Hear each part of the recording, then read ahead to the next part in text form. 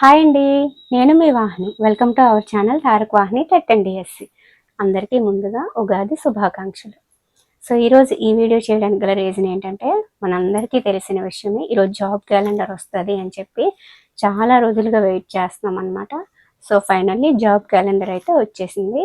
అందులో ఉన్న విషయాలు ఏంటంటే, మనకి డిఎస్సి నోటిఫికేషన్ అనేది అక్టోబర్లో ఉండబోతుంది.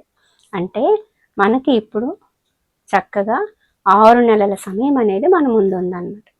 ఒక్కటే మనం గుర్తుపెట్టుకోవాలి, ఇప్పుడు ఆల్రెడీ ఎవరైతే గత డిఎస్సిలో కొంచెంలో ఓడిపోయి ఉన్నారో మళ్ళీ అప్పటి నుంచి ప్రయత్నిస్తూనే ఉన్నారనమాట.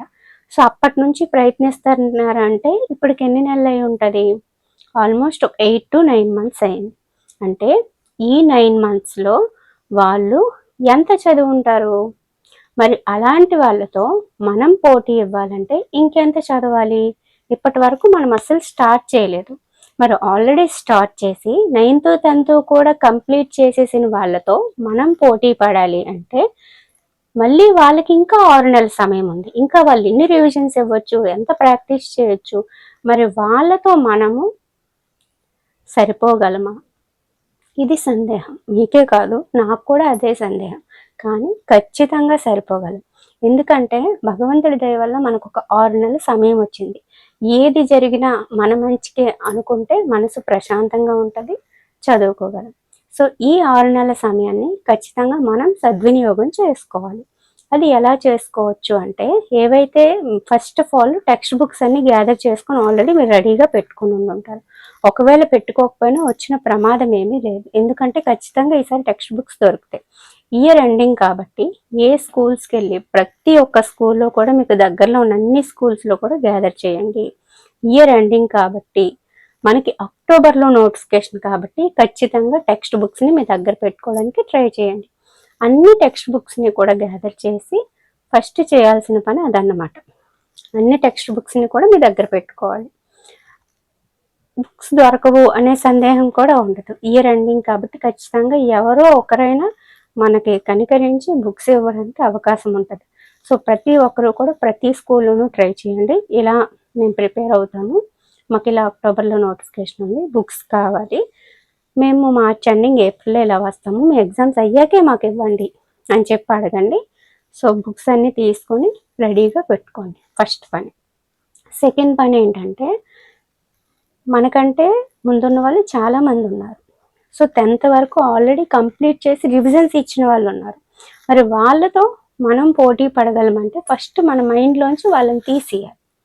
వాళ్ళు ఎంత చదివారు, వీళ్ళు ఎంత చదివారని భయం పెట్టుకుంటే మనం చదవాల్సింది కూడా చదవలేము. ఫస్ట్ అది తీసేసి మనం ఈరోజు ఎంత చదివాం, రేపు ఎంత చదువుతాం, 6 months టైంకి మన సిలబస్ కంప్లీట్ అయ్యి ఎన్నిసార్లు రివిజన్ చేయగలం, ఇది ఒక్కటే గుర్తుపెట్టుకోవాలి. హోమ్ మేకర్ అయినా సరే రోజుకి 2-3 గంటలు చదివినా సరే ఈ 6 monthsలో మీరు సిలబస్ కంప్లీట్ చేసి ఖచ్చితంగా 2 రివిజన్లు ఇవ్వచ్చు. మన టైంని మనము వాల్యుబుల్గా వాడుకుంటే ఖచ్చితంగా ఇవ్వచ్చు. ఎందుకంటే మనకున్న సమయం ఆషామాషి కాదు. 6 నెలలు అంటే భగవంతుడు మళ్ళీ మనకి ఒక అవకాశం గట్టిగా ఇచ్చినట్టే. సో దీన్ని మనం సద్వినియోగం చేసుకోవాలి. అంత దూరం ఉంది, ఎందుకులే తర్వాత చదువుదాం, ఏదైనా జాయిన్ అయిపోదాం, ఇలాంటివన్నీ ఉంటాయి అన్నమాట. సో ఒక్కసారి ఆలోచించి మీరు ఎందులో అయినా ఏదైనా పని చేసుకుంటే ఆ పనిలో ఉండండి. దాని నుంచి బయటకు వచ్చేయమని నేను చెప్పట్లేదు. అందులో ఉంటూనే డైలీ ఎంతో కొంత చదవడానికి ట్రై చేస్తూ 6 monthsలో సిలబస్ కంప్లీట్ చేయాలి. ఇది మన టార్గెట్ అన్నమాట. కంప్లీట్ చేస్తూ ప్రాక్టీస్ చేస్తూ 2-3 రివిజన్లు ఇచ్చేద్దాం. అప్పుడు ఫైనల్లీ ఎగ్జామ్లో ఎలా అటెంప్ట్ చేస్తాము అనే దాన్ని బట్టి ఉంటుంది. ఇప్పుడు వాళ్ళన్నీ కంప్లీట్ చేసేసి ఉండొచ్చు, అన్ని రివిజన్స్ ఇచ్చేసి ఉండొచ్చు, చాలా ప్రాక్టీస్ చేసి ఉండొచ్చు, కానీ ఫైనల్గా ఎవరు గెలుస్తారు అనేదే కావాల్సిందే కదా. కాబట్టి వాళ్ళు చదివేశారు, నేను చదవలేదు అని బాధపడకుండా ఈ రోజు నుంచి చదవడానికి ట్రై చేద్దాం. సో ఇదన్నమాట విషయము. ఇంకొకటి ఏంటంటే, కరెంట్ అఫైర్ కోసం మనం ఆల్రెడీ 4 months కరెంట్ అఫైర్ అందించేసాము. సో ఇక్కడ నుంచి 6 months తర్వాత నోటిఫికేషన్ కాబట్టి ఈ 6 months కరెంట్ అఫైర్ ఆ 4 months చదువుకుంటే ఇనఫ్, చాలా అనమాట. కరెంట్ అఫైర్ కూడా మనకు కరెక్ట్గా సరిపోతుంది. కాబట్టి కరెంట్ అఫైర్ కోసం కూడా ఆలోచించాల్సిన అవసరం లేదు. అండ్ జీకే ఏ టాపిక్స్ చదవాలి అనేది కూడా చెప్పాను. కొన్ని కొన్ని కోడింగ్స్తో కొన్ని క్లాసులు కూడా చెప్పాను. వీలైతే నేను కూడా క్లాసులు చేయడానికి ట్రై చేస్తాను. ఓకేనా? చాలా టైం మనకుంది కాబట్టి నేను కూడా మ్యాక్సిమం క్లాసెస్ చేయడానికి ట్రై చేస్తాను.